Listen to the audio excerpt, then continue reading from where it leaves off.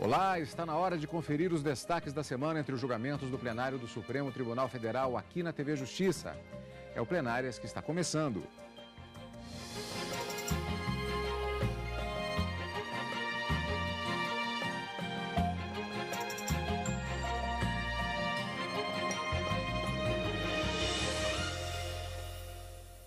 Hoje, com os principais momentos das sessões dos dias 8 e 9 de abril de 2015, respectivamente quarta e quinta-feira. Karina, nós estamos não apenas nessa semana, mas também em todo esse período, sendo caracterizados nas sessões plenárias pela questão das propostas de súmulas vinculantes, marcadamente a conversão de súmulas que não são vinculantes agora sendo transformadas em súmulas com esse poder vinculante e também, particularmente esta semana, por matérias que estavam na pauta do Supremo Tribunal Federal, voltaram e principalmente tivemos muitos votos vista apresentados durante as sessões plenárias desta quarta e quinta-feira. Exatamente, Carlos. Essa tem sido uma característica do ministro Ricardo Lewandowski, encerrar aqueles processos cujo julgamento já havia sido iniciado.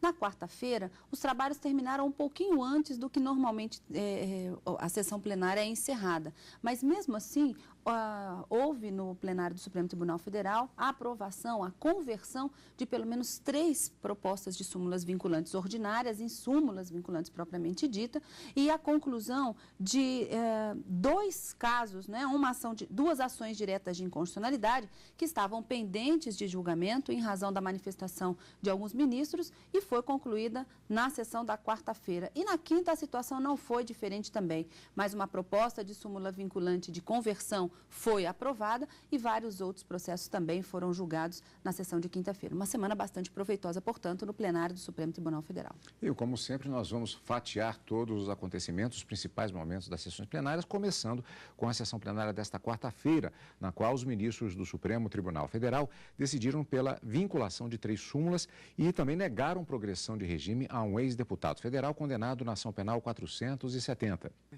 A defesa do ex-deputado federal Romeu Ferreira Queiroz, condenado a 6 anos e 6 meses de prisão e pagamento de multa, entrou com recurso no STF depois que o relator do processo, ministro Luiz Roberto Barroso, negou ao ex-parlamentar o pedido de progressão do regime semiaberto para o aberto. Apesar do réu já ter cumprido 1/6 da pena, ainda não quitou o valor determinado na sentença. A defesa do ex-deputado alegava no processo que a recusa era ilegítima. Nesta quarta-feira, o relator manteve a decisão justificando que a progressão não se restringe somente ao cumprimento da pena restritiva de liberdade, mas também alcança a pena pecuniária. A jurisprudência desta Corte tem demonstrado que a análise dos requisitos necessários para a progressão de regime não se restringe ao referido artigo 12 da Lei de Execução Penal, tendo em vista que elementos outros podem e devem ser considerados pelo julgador na delicada tarefa de individualização da resposta punitiva do Estado, especialmente na fase de execução penal. E eu justifico a exigência de pagamento da pena de multa para a progressão de regime. E digo eu, circunstâncias brasileiras, como as limitações orçamentárias, a superlotação dos presídios e a existência de centenas de milhares de mandados de prisão à espera de cumprimento, fazem com que o sistema de cumprimento de penas e de progressão de regime entre nós seja menos severo do que em outras partes do mundo. Menos do que uma opção filosófica ou uma postura de leniência, trata-se de uma escolha política acerca da alocação de recursos feita pelas instâncias representativas da sociedade e materializada na lei. Todavia, especialmente em matéria de crimes contra a administração pública, como também nos crimes de colarinho branco em geral, a parte verdadeiramente severa da pena a ser executada com rigor há de ser a de natureza pecuniária. Esta, sim, tem o poder de funcionar como real fator de prevenção, capaz de inibir a prática de crimes que envolvam a apropriação de recursos públicos. A decisão que se tomar aqui solucionará não apenas o caso presente, mas servirá de sinalização para todo o país acerca da severidade com que devem ser tratados os crimes contra o erário. Nessas condições, não é possível a progressão de regime sem o pagamento da multa fixada na condenação. Assinale-se que o condenado tem o dever jurídico e não a faculdade de pagar integralmente o valor da multa. Pensar de modo diferente seria o mesmo que ignorar modalidade autônoma de resposta penal expressamente concebida pela Constituição, como disse nos termos do artigo 5º, inciso 46, a linha C. De modo que essa espécie de sanção penal exige cumprimento espontâneo por parte do apenado, independentemente da instauração de execução judicial. A decisão do relator foi acompanhada pela maioria dos ministros. O condenado será transferido do regime aberto se, além das hipóteses referidas nos incisos anteriores, frustrar os fins da execução ou não pagar, podendo a multa cumulativamente imposta. Então, se a própria lei prevê que, estando em regime aberto, o não pagamento da multa imposta implica regressão, e o regime anterior é o semiaberto, que está sendo cumprido no caso, eu, com todo o respeito, e considerada essa possibilidade aberta pelo relator da declaração de impossibilidade de cumprimento, eu estou acompanhando Sua Excelência. Ele podendo pagar e não paga, há uma regressão de regime que agora a ministra Rosa Weber leu de forma absolutamente literal, não precisa nem interpretar nada, está escrito na lei que é essa a consequência. Agora, há sempre essa alegação sob o ângulo constitucional de que haveria prisão por dívida. Essa exegese que se faz no direito brasileiro, hoje em dia, ela não encontra eco mais em doutrina estrangeira nenhuma. Porque hoje o que se interpreta é o seguinte: ninguém é preso por dívida, mas a partir do momento em que o judiciário fixa a obrigação de pagar uma quantia certa, e a pessoa podendo pagar, ela não faz, ela comete uma contempt of court, ou seja, um atentado à dignidade da jurisdição, que é exatamente isso que está acontecendo aqui.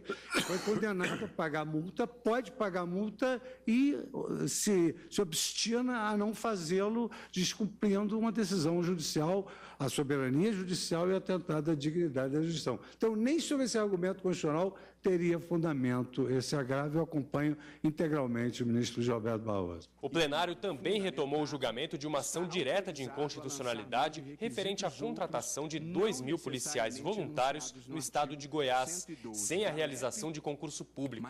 Na última sessão, os ministros já haviam iniciado o julgamento da lei estadual que permitiu as contratações, declarando-a inconstitucional. A meu ver, não tem nenhuma condição de continuarem armados em seu estado numa situação de inconstitucionalidade, aguardando uma eventual convocação. Também foram aprovadas 3 novas súmulas vinculantes. Os temas tratados já haviam sido definidos em súmulas ordinárias do próprio Supremo. A primeira impede que servidores mudem de cargo público sem prestar novo concurso. A outra determina que só a lei pode exigir a realização de exames psicotécnicos em concurso público. A última súmula aprovada manteve a competência do Tribunal do Júri sobre a prerrogativa de foro por função, estabelecida nas constituições estaduais. Bom, já nós vamos ver a questão das súmulas que foram votadas, os julgamentos das propostas de súmulas vinculantes na quarta-feira, mas antes vamos aos processos que, como vimos na matéria, foram vários e que houve julgamento na sessão da quarta-feira. Karina, começando com a questão da progressão de regime no caso da ação penal 470. O ministro Marco Aurélio ele teve um entendimento diferente em relação à maioria que votou nesta quarta-feira. Sim, o ex-deputado Romeu Queiroz pretendia, passar do regime semiaberto para o aberto, na expectativa, na medida em que ele já teria cumprido a sua pena, ou pelo menos a parte da pena que autorizaria essa progressão. Mas não haveria pago, não teria sido paga a multa a multa pecuniária pelo qual ele foi condenado. E nesse sentido, o ministro Luiz Roberto Barroso, que já havia decidido de forma contrária à autorização da progressão, no agravo regimental que foi interposto, ele confirmou essa sua decisão, sendo seguido pela maioria. Mas para o ministro Marco Aurélio, haveria necessidade sim de dar provimento a esse recurso de Romeu Queiroz, na medida em que mantê-lo preso ou dentro daquele regime prisional em razão de uma dívida e da multa pecuniária, ainda que sancionatória, seria o mesmo que determinar uma prisão por dívida e que, de acordo com a Constituição e a própria jurisprudência do Supremo Tribunal Federal, que analisou a questão da prisão civil do depositário infiel e do devedor de alimentos à luz do Pacto de São José da Costa Rica, não se é possível no Brasil que uma pessoa seja presa por dívida, senão em razão de uma pensão alimentícia. E, nesse caso, mantê-lo preso em razão da pena pecuniária seria um violador da Constituição. E, nesse sentido, portanto, ele dava provimento a esse agravo regimental. Mas acabou ficando vencido o ministro Marco Aurélio e a progressão não foi autorizada até que seja concluída, portanto, o pagamento dessa multa pecuniária, que é uma etapa, vamos dizer assim, é um composto da pena, junto com a privativa de liberdade, que acabou sendo aplicado a Romeu Queiroz no julgamento da ação penal 470. Então, portanto, ficou vencido apenas o ministro Marco Aurélio. Karina, com relação aos policiais temporários no estado de Goiás, a decisão já havia sido tomada, na verdade, com relação a declarar inconstitucional essa contratação temporária sem concurso. O que os ministros se debruçaram na sessão desta quarta-feira foi com relação à modulação de a partir de quando valeria esta decisão do Supremo Tribunal. Exatamente, Carlos. No dia 26 de março, os ministros suspenderam o julgamento em relação à modulação porque o ministro Ricardo Lewandowski estava ausente em razão de viagem oficial representando a própria Suprema Corte. E nessa sessão da quarta-feira, o ministro Ricardo Lewandowski apregoou o processo novamente para poder fazer o seu voto, já que, caso ele concordasse com a modulação, seria um voto decisivo para se alcançar o quórum para a modulação de efeitos.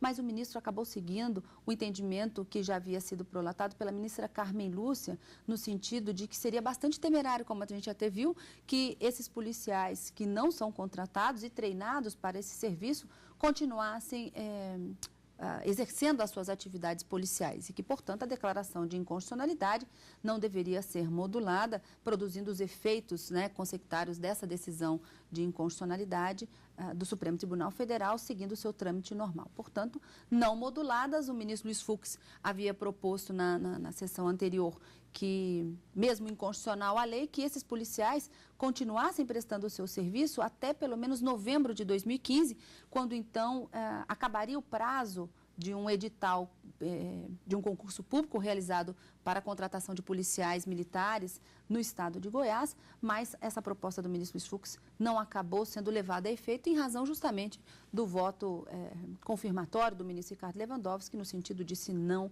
modular a decisão de inconstitucionalidade da lei de Goiás. Karine, nessa quarta-feira também houve uma questão que foi bastante debatida, até que foi a reabertura no julgamento. Como é que é isso?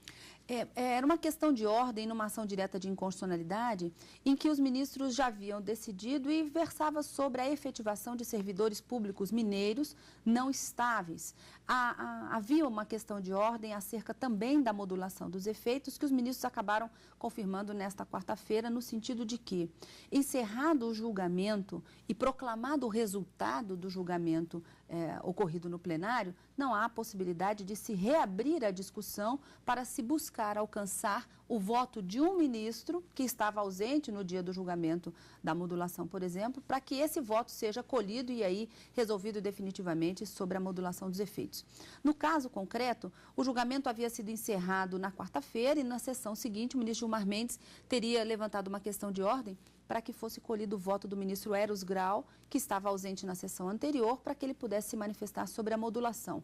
Mas os ministros, na sessão desta semana, com o voto vista do ministro Luiz Roberto Barroso, acabou decidindo que, uma vez proclamado o resultado do julgamento, inclusive em relação à modulação, não é possível a reabertura dessa discussão. O que a gente tem verificado no plenário do Supremo Tribunal Federal é que, quando um ministro está ausente, principalmente justificadamente, como foi o caso do ministro Ricardo Lewandowski, no caso da ação envolvendo os policiais do estado de Goiás, os ministros têm suspendido, determinado a suspensão do julgamento para a tomada do voto desse outro ministro em relação à modulação. Mas nesse caso de Minas, o julgamento já havia sido encerrado nas duas fases, tanto na declaração de constitucionalidade como na modulação, com a proclamação do resultado.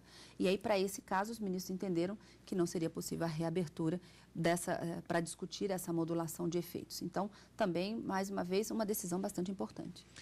Jurisprudência do Supremo Tribunal Federal. O plenário do STF aprovou, na sessão ainda desta quarta-feira, 3 novas súmulas vinculantes a partir da conversão de verbetes da súmula do tribunal. Os novos verbetes são relativos a servidores públicos, competência constitucional do Tribunal do Júri. Vamos ver a primeira proposta de conversão, que já aprovada receberá o número 43. Ela foi convertida a partir da redação da súmula 685 do Supremo Tribunal Federal. São várias súmulas, vamos ver, portanto, com temas variados, na verdade. Então, o teor da primeira súmula aprovada foi a seguinte: é inconstitucional toda modalidade de provimento que propicie ao servidor investir-se sem prévia aprovação em concurso público destinado ao seu provimento em cargo que não integra a carreira na qual anteriormente investido. Bom, portanto, essa foi a primeira súmula convertida, portanto, em súmula vinculante, Karina. Há algum ponto específico que seria interessante falarmos a respeito dela? Não, só se confirma agora com observância obrigatória para todos os magistrados do Brasil, a administração pública, no sentido de que a pessoa, quando ela presta um concurso público para um determinado cargo, ela não pode passar desse cargo para outro sem a realização de um novo concurso público. Então, vamos dar um exemplo no Poder Judiciário. Se eu faço um concurso para técnico judiciário, não há possibilidade, diante dessa súmula, que agora é vinculante, a possibilidade de eu me tornar analista por meio de um concurso interno do próprio tribunal. Eu teria que fazer um novo concurso para que eu pudesse assumir esse novo cargo. Então, a ideia é justamente essa, proibir o provimento derivado de cargos, é essa a ideia. Proposta de súmula vinculante 103, criando a súmula vinculante 44, surgida da conversão, por sua vez, da súmula 686 do Supremo Tribunal Federal. Tem o seguinte conteúdo: só por lei se pode sujeitar a exame psicotécnico a habilitação de candidato a cargo público. Karina. Nesse caso, essa súmula vinculante, ela quer evitar, de uma certa forma, que a exigência desse exame psicotécnico em concursos públicos seja prevista apenas em editais dos concursos. Na verdade, o que o Supremo disse é que é preciso uma lei formal, elaborada pelo Poder Legislativo, para que se exija esse tipo de análise, essa aferição aos candidatos a um determinado cargo público. Então, só por lei é possível que haja a exigência de exame psicotécnico. A previsão apenas em edital é inconstitucional. A última proposta de súmula vinculante, votada na sessão desta quarta-feira, tratou exatamente da questão do Tribunal do Júri. Foi a proposta de súmula vinculante 105 e, a partir dela, criou-se a súmula vinculante 45, originada da súmula 721, com a seguinte redação: a competência constitucional do Tribunal do Júri prevalece sobre o foro por prerrogativa de função estabelecido exclusivamente pela Constituição Estadual. Estas foram as súmulas vinculantes, portanto, criadas na sessão plenária desta quarta-feira, a partir da conversão de súmulas que não tinham poder vinculante já existentes na jurisprudência do Supremo Tribunal Federal. E na sessão plenária da quinta-feira, o plenário do STF retomou o julgamento de diversas ações diretas de inconstitucionalidade que estavam com pedido de vista. Entre elas, uma que tratava da utilização de programas de computadores por órgãos públicos. A ADI foi encaminhada pelo Partido Democratas e questionava uma lei estadual do Rio Grande do Sul que permitiu ao Poder Executivo e à Assembleia Legislativa do Estado adquirir programas de computadores chamados de softwares livres e a instalação de um único programa em diversos computadores. O requerente alegava no processo que ela violava artigos da Constituição Federal, entre eles o de que o Estado não teria competência para legislar sobre normas gerais de licitação, vício de iniciativa na propositura do projeto e desrespeito aos princípios da impessoalidade, eficiência e economicidade. Ao retomar o julgamento com o voto vista, o ministro Luiz Fux destacou que o objetivo da lei estadual era o da padronização. Eu não vislumbro qualquer excesso por parte do legislador estadual. A Lei 11.871 não engessou a administração pública impondo ao gestor diretriz incontornável. O que fez foi simplesmente criar uma regra de precedência abstrata e condicionada em favor dos softwares livres, os quais, em concreto, podem vir a ser preteridos por decisão administrativa. Por unanimidade, os ministros julgaram a lei inconstitucional. Também foi aprovada uma nova proposta de súmula vinculante. Ela converteu uma súmula já existente do próprio STF, determinando que a competência para legislar sobre crimes de responsabilidade e estabelecimento de normas é privativa da União. Esta súmula 722 seja convertida em súmula vinculante, essa súmula ordinária, mas com a seguinte redação: a definição dos crimes de responsabilidade e o estabelecimento das respectivas normas de processo e julgamento são de competência legislativa privativa da União. Estou colocando apenas a oração na ordem direta e acrescentando a expressão privativa. Ainda na primeira parte da sessão, o plenário retomou o julgamento de outra ação direta de inconstitucionalidade. A Ordem dos Advogados do Brasil questionava a validade de um artigo da Constituição do Estado do Pará que concedia pensão vitalícia a ex-governadores. A relatora do processo, ministra Carmen Lúcia, já havia votado suspendendo os efeitos do artigo da Constituição estadual. O ministro Dias Toffoli, ao proferir o voto vista, julgou o pedido da OAB parcialmente procedente, determinando que somente os ex-governadores que necessitem do benefício é que teriam direito a ele. Há de se reconhecer que ex-governador não é mais servidor público, nem agente político, não fazendo jus a subsídio na sua acepção técnico-constitucional e para os efeitos do artigo 37, incisos 10 e 11 do parágrafo 4º do 39 da Constituição. Por outro lado, também não se trata de benefício previdenciário a ser custeado pelo regime próprio de previdência estadual, uma vez que o detentor de mandato eletivo não é segurado do regime contributivo estadual, a teor do que dispõe o artigo 40, parágrafo 13 da Constituição Federal. A ministra Carmen Lúcia manteve o voto anteriormente proferido. A base do que expus como fundamento do meu voto foi exatamente a circunstância de que se rompia o princípio da isonomia, pelo menos para os efeitos cautelares, que a moralidade que foi citada pelo ministro Toffoli, que nós discutimos com mais profundidade na ação direta de inconstitucionalidade 3853, quanto a uma série de dados e de aposentadorias permitidas no Brasil e no exterior, em primeiro lugar, como eu disse naquela ocasião, diziam respeito a outros tempos, em que os princípios e a forma de análise dos princípios constitucionais e da ética constitucional era diferente, na minha compreensão e com as vênias dos que pensam em contrário, a não guardar mais coerência com o que se tem hoje. Karina, no voto do ministro Dias Toffoli foi abordada a questão do princípio da isonomia, que incidia em relação a este caso, na opinião dele. Nesse caso da pensão especial dos ex-governadores, que no caso do Estado do Pará, essa ação proposta pelo Conselho Federal da OAB questionava essa constitucionalidade, alegando, dentre outros, a violação do princípio da igualdade. O ministro Dias Toffoli, ele entendia que seria possível, sim, o pagamento dessa pensão vitalícia, mas sob uma condicionante, desde que houvesse uma comprovação por lei local, uma lei do próprio Estado, que verificasse a necessidade, a hipossuficiência desses ex-governadores capazes de justificar esse tratamento diferenciado a ponto de tornar constitucional essa pensão vitalícia. Então, de toda forma, o ministro Dias Toffoli, ele não discordava ao todo do que o plenário acabou decidindo, porque no voto da ministra Carmen Lúcia, houve um entendimento que foi seguido pela maioria, no sentido de que haveria, sim, uma violação ao princípio da igualdade, já que esse tratamento diferenciado não seria justificável pela Constituição, afastando a alegação da OAB, no sentido de que haveria também uma violação constitucional em razão do princípio da simetria, mas isso foi afastado pelo plenário.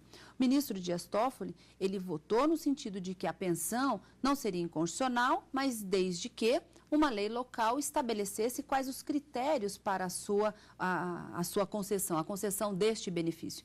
Mas, de toda forma, os ministros acabaram deferindo a medida cautelar, não trata-se do mérito ainda dessa ação direta de inconstitucionalidade, mas determinaram já a imediata suspensão, dos trâmites normais, que se seguem a uma declaração de inconstitucionalidade, mas que essa pensão especial paga no Estado do Pará para ex-governadores não deve prosseguir, pelo menos até o julgamento do mérito, quando então poderá ser confirmada essa medida cautelar deferida na sessão plenária de quinta-feira, ou então ser confirmada definitivamente. Então, devemos aguardar o julgamento do mérito, mas, a princípio, suspensa essa determinação legal do Estado do Pará. E fechando a sessão plenária da quinta-feira, vamos conferir o julgamento das súmulas vinculantes. Foi julgada a proposta de súmula vinculante 106 a partir da conversão do verbete 722 das súmulas do STF. A nova súmula vinculante receberá o número 46 e teve a redação ligeiramente alterada em relação à anterior para que o texto ficasse na ordem direta e para que fosse enfatizada a natureza privativa da competência legislativa em questão, como vimos na reportagem no pronunciamento do ministro Ricardo Lewandowski. Assim, a súmula vinculante 46 terá a seguinte redação: a definição dos crimes de responsabilidade e o estabelecimento das respectivas normas de processo e julgamento são de competência legislativa privativa da União. Ainda houve a proposta de súmula vinculante 109, que sugeria a transformação da súmula ordinária 730 do STF em súmula vinculante, mas foi rejeitada pelo plenário.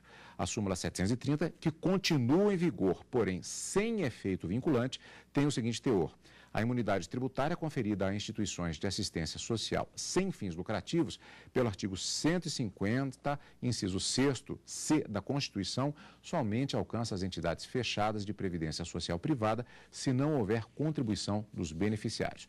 Repito, continua valendo, mas sem vinculação, sem poder vinculante. Karina, e assim encerramos o nosso programa com os destaques desta semana. E o encontro marcado já para a próxima semana, na quarta e na quinta, ao vivo, no Direto do Plenário, e no final de semana com plenárias. Obrigado pela sua companhia, como sempre. E continue conosco aqui, na TV Justiça.